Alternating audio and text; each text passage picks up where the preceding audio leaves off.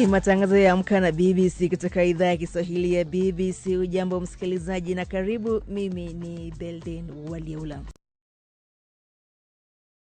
Tulionayo katika Amka na BBC leo hii: maandamano makubwa yashuhudiwa mjini Tehran nchini Iran na maeneo mengine nchini humo, waandamanaji wakilalamikia kuanguka kwa sarafu ya taifa hilo na kudorora kwa uchumi. Abdalla Bakari Sijambo ajizolea umaarufu katika kazi yake ya kondakta mjini Dar es Salaam nchini Tanzania kwa kutumia ucheshi kwa vutia abiria. Bonjo gari bonjo. Kipindi naanza kwanza nilianza kawaida.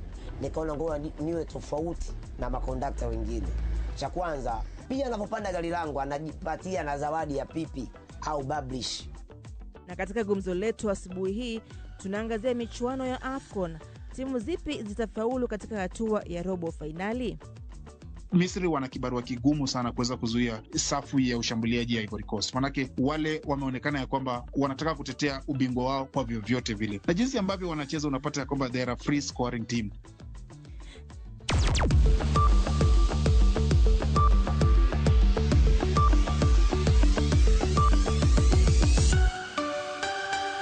Lakini kwanza ni muktasari wa habari za dunia naye Victor Kenani. Karibu Kenani.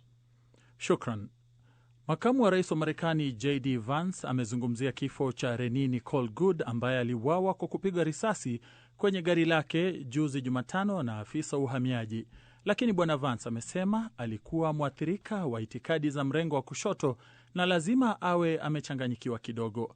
Hapo awali, gavana wa Minnesota Tim Walz alisema watu walioko madarakani akiwemo bwana Vance, Donald Trump na waziri wa usalama wa ndani Kristi Noem tayari walikuwa wamemhukumu Bi Goode. Aliwashtumu kwa kushiriki habari ambazo hakika zilikuwa za uongo na kwa kutoa maoni kuhusu tabia na matendo yake.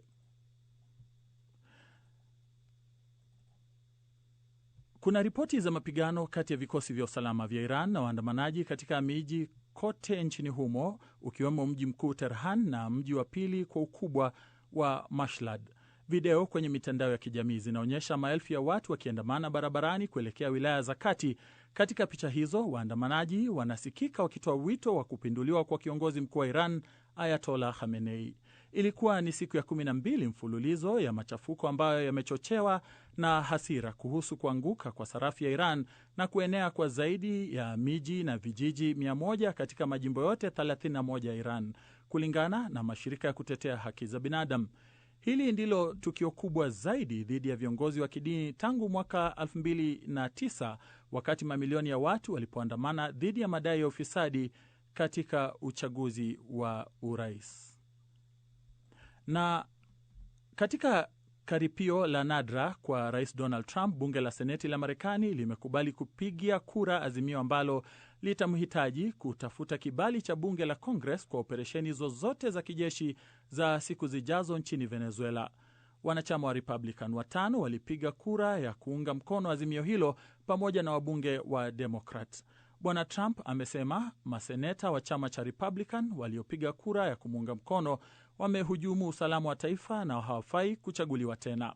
Azimio hilo lilihitaji kuungwa mkono na theluthi 2 ya bunge la Congress, jambo ambalo wachambuzi wanasema haliwezekani ili kuepuka kura ya turufu ya rais. Na hatimaye mmoja wa watoto pacha wachanga wa mwandishi wa vitabu wa Nigeria Chimamanda Ngozi Adichie amefariki dunia, familia yake imethibitisha. Taarifa rasmi ya familia imesema mvulana Nkanu Namdi mwenye umri wa miaka 21 ambaye mwandishi huyo alizaa na mmewe Daktari Ivara Esege alifariki siku ya Jumatano baada ya kuugua kwa muda mfupi. Hii ni BBC. Muktasari wa habari za dunia umesomwa na Victor Kenani. Ukiwa nchini Tanzania, matangazo ya Amka na BBC yanasikika kupitia Abud FM, CGFM na Classic FM. Kenya ni County FM na Pamoja FM. Kule Uganda yasikia kupitia Busoga, Voice of Busoga, Radio Kitara na Radio Paidha, na kule DRC ni Radio Muungano Beni. Pia yapo kwenye tovuti yetu ya bbcswahili.com na kwenye kurasa wetu wa Facebook.